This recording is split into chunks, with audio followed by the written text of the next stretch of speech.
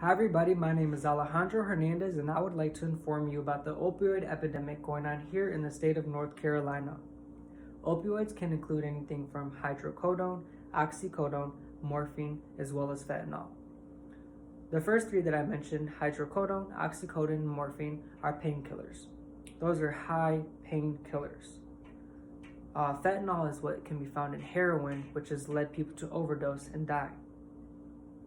Doctors are prescribing these for patients, but they do not know that what comes in this little pill bottle sometimes will lead to dependency, which is causing people's lives to be destroyed. Did you know that 1.2 million people from the ages of 12 and up has an opioid disorder, according to the NIH? Withdrawals may include any symptoms from nausea, vomiting, headaches, fatigue. We need to be very cautious. So what is North Carolina exactly doing about preventing any type of opioid epidemic? Well, 3 laws were placed. And the first law that I'll tell you about is called the STOP Act.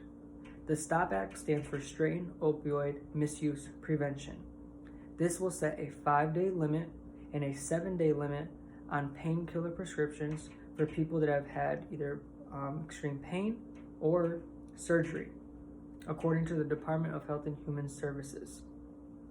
Another law that was placed was the Synthetic Opioid Control Act. What this does is help stop the trafficking of fentanyl. Fentanyl is what's found in heroin and is leading many people to death. The last act or law that was created is called the HOPE Act. This stands for Faster Response for Investigators. Any type of investigation, this has a data process that can be done quickly. These are just 3 things that have been done recently that have helped deteriorate crime or deteriorate the opioid epidemic. Unfortunately, opioids, they are around and they are legal based off the doctor's perception, let's say.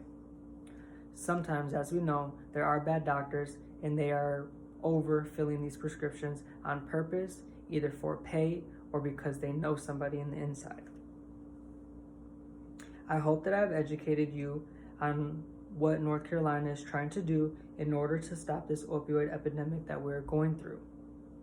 Regular use can lead to dependency. Dependency only gets worse and can lead people to do things like fentanyl, which cause people to die.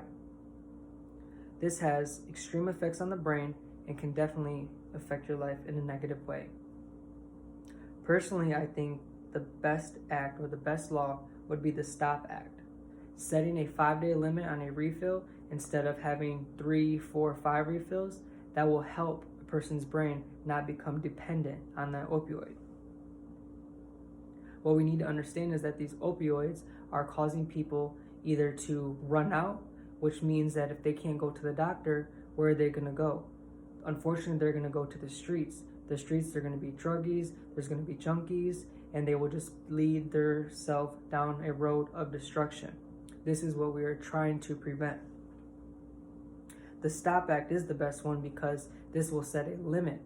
Even for surgery, if you've had any type of surgery, yes, you are, entitled to painkillers. However, you will get a 7-day prescription and you have to be reevaluated if you think you need more.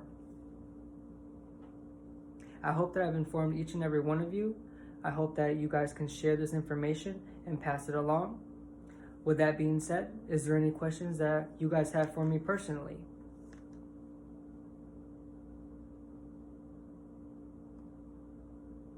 No?